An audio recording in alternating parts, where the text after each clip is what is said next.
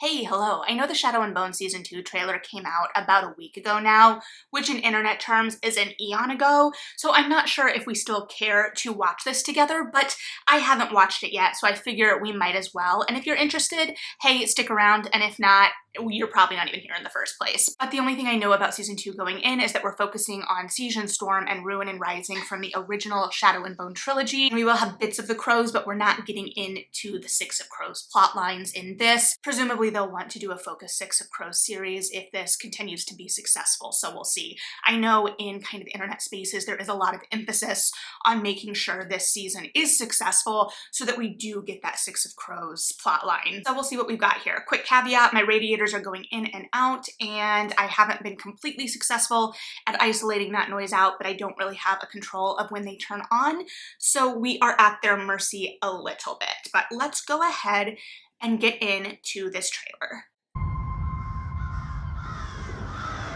Starting with crows, that's ominous and nice. Bold.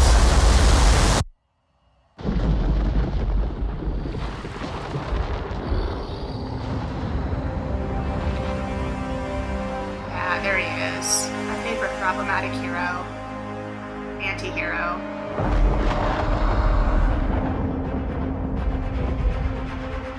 It's Kerrigan. The Darkling has created an unkillable army made of shadow. Kerrigan damned this country into darkness. I have to destroy him. So good. You are Relena Starkov. We are Yes! unfold.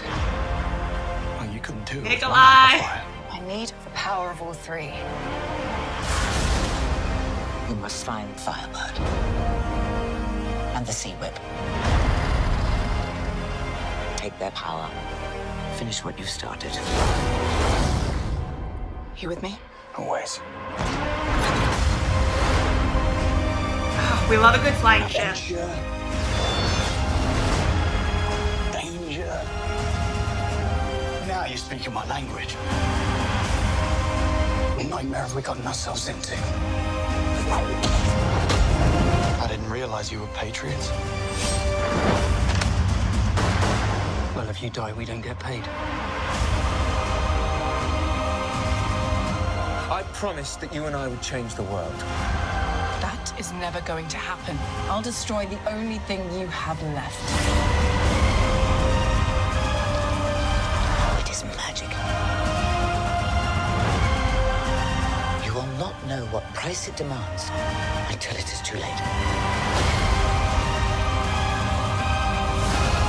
Are you willing to sacrifice that which is most precious to you?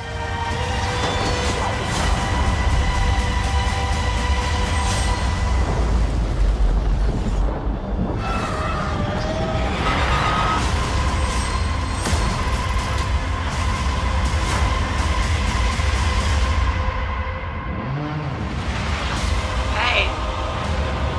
Okay.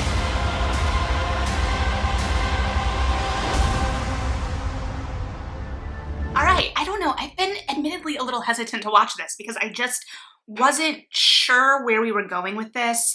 Obviously, we have a much darker tone in the first season than I think even I anticipated. I will admit a lot of like the magic work, we're very lucky that CGI is where it is right now because a lot of those kind of hand movements look a little silly. I'm not gonna lie to you, but it's hard to make magic feel kind of weighty, and we're dealing with the darkness here. And I love, one of the things I love most about the second book other than Nikolai, and I love that kind of play on light and shadow that we're seeing, and I know that that's the overarching metaphor, but I think especially because season 1 was so dark in just its composition, I will be interested to see how we play with light and darkness here, because in the books we are unquestionably getting darker as we move on. And one of the things I enjoy most about the second book in particular is watching Elena kind of battle that darkness internally. We see her having these kind of visions of the Darkling, this idea that she can communicate with him on a different realm almost, And granted, it's been a few years since I've read the books now because I reread the whole kind of world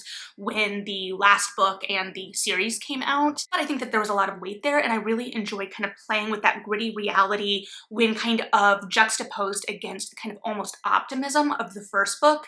The first book is that kind of, we think we're going to get this hero, and then things get complicated. And so we are starting out in season 1 already so dark.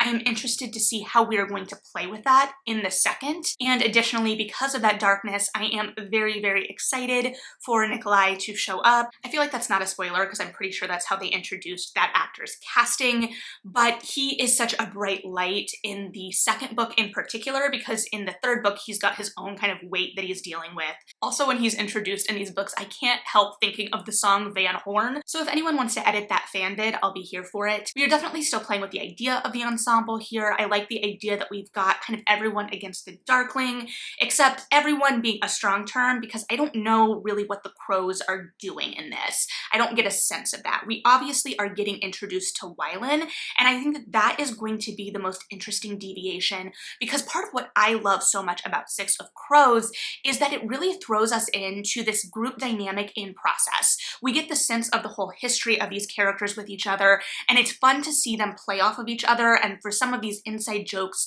to already be there, some of this to already be established. And we definitely got that sense, I think, from season 1, but now we are seeing the introduction of Wylan, which in the book, it's already got this history there, especially between Jesper and Wylan. And so we're gonna have to build this out organically and have the same kind of tone and weight to that relationship that we start with in Six of Crows, which I think is kind of an interesting challenge, and I understand why they're attacking it this way, because the crows are undoubtedly a fan favorite and a fun way into this world, or a new angle into this larger world for a lot of viewers. A lot of viewers are in it for the crows, because Shadow and Bone, as much as I admittedly love that trilogy, is a little bit more standard YA for most audiences at this point. Now for me, even though Shadow and Bone is a decade old at this point, I can still remember that feeling like such a breath of fresh air in the young adult space. I distinctly remember reading this and Daughter of Smoke and Bone the year after I graduated college, and it feeling like such an exciting new tone and direction for young adult, because at that point, we were kind of still coming out of the dystopia space. And while that was so popular and prevalent, it wasn't necessarily my favorite. I loved the Uglies books when I was a teenager, but I actually jumped into the Hunger Games books much later because I actually don't gravitate toward dystopias first because it feels too close to potential outcomes for current realities anyway, and I have enough anxiety to deal with. But I loved the kind of darkness and grit that a lot of these young adult series brought to the table, and how they kind of moved us into an almost high fantasy space within young adult. Again, not saying that didn't exist before. I came of age around things like Aragon, but it was a different tone. Long tangent aside, I think that the first season of the show really tried to encapsulate that tone, and it was very dark. So the idea of going darker almost feels a little too much. So I hope that we're going in kind of like the psychological vein. I really like the idea of Alina and the Darkling facing off one-on-one, and this idea that they are evenly matched, because I think that this final season, as well as the books are really about her stepping into her power herself. I know this season will just continue the Darkling discourse, so that will be something that I will probably shy away from, but I think Ben Barnes brings such like a delicious playfulness to this role. He's clearly enjoying playing with this darkness, and so like I said, it's going to be about kind of managing the darkness and the balance of everything. We don't want it to feel goofy, kind of like with the hand movements. We want it to still feel grounded, especially because this world, while high fantasy, is still a little fluid in the sense that I had friends who watched season 1 who hadn't read the books that found it a little hard to get their bearings, especially in episode 1 when a lot of terminology was just getting thrown out, but not in a way that it felt like it was really organically introducing us to it. So I definitely understand that criticism. And again, I'm coming to this with the knowledge of the books, so there's only so much I can try to divorce myself of that when trying to analyze how it's going to read to outside audiences, but I think that those are very valid criticisms. And then the tone on top of that, we're trying to figure out what we're building to now. So clearly this season we are going after the final 2 amplifiers. There is a mission, so I think that will help give us some forward momentum and give a shape to everything. I will be interested to see maybe if they're bringing the crows into this hunt for amplifiers, especially because we now know that they've crossed paths, which also will be interesting to see if we continue that, because there are crossovers in the Six of Crows universe. I was very interested to see shots inside the church, because that's one of the first places I remember, and granted, it's been some time, Alina kind of not hallucinating, but kind of the Darkling. So I think that that is one of the directions I'm most interested to see where they're going to go with her, how much of the darkness we're going to see her kind of toe, especially because they had that shot of her and the Darkling kind of facing off, and some of his hand kind of fading into darkness or going away makes me wonder if that was kind of that hallucination space.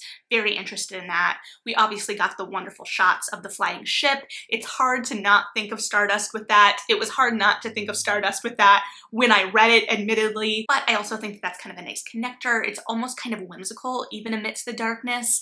And I'm very excited for Nikolai because of that kind of balance of the darkness, his wit, his sarcasm, his needling, especially if they lead in the places where he kind of tries to get under Mal's skin. I will be very interested to see what they're doing with that. But all in all, I think I'm more excited than I thought I was going to be. I think the trailer's cut in a way that it's giving hints and teases of things that fans are wanting or are interested in, but still in a way that gives it a kind of shape and form for those who only know of this world through the show, and also kind of sets out this mission so it looks like there is somewhere we're going with all of this, while teasing everything kind of coming to a head in that final confrontation. And I do think it's smart to consolidate the final 2 books into this to kind of make everything feel a little bit more active. The stakes will be a little bit higher both internally and externally. So I don't know, we'll see. I'm sure I'll have more to say in a couple of weeks. Let me know what you're thinking about this, what you're excited about, if you have any reservations, just where you're sitting with it, I guess. There's gonna be a lot to talk about in terms of adaptations in March, so buckle in, I guess. But